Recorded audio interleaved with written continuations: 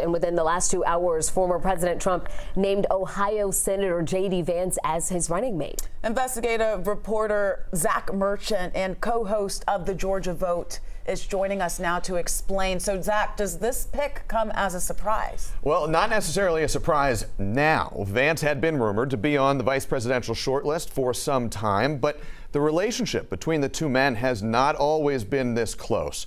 Vance rose to prominence after the release of his 2016 memoir, Hillbilly Elegy, describing his experiences growing up in a rural community ravaged by the opioid epidemic and battered by economic forces that pushed blue-collar jobs overseas.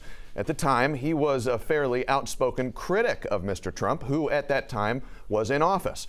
But Vance's politics later shifted to the right. By the time he mounted his own bid for the Senate in 2022, Vance had become an outspoken supporter of Mr. Trump. Vance won that Senate race, aided by the former president's endorsement. Listen in now to the evolution here. The first clip is from 2016, the second a few weeks ago, answering a question about President Joe Biden's debate performance.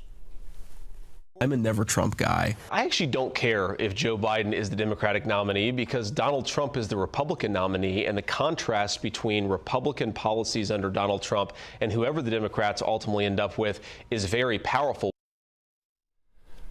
In his Truth Social post announcing his pick, former President Trump praised Vance and said now, as part of the ticket, he would be strongly focused on the American workers and farmers in, quote, Pennsylvania, Michigan, Wisconsin, Ohio, Minnesota, and far beyond, end quote.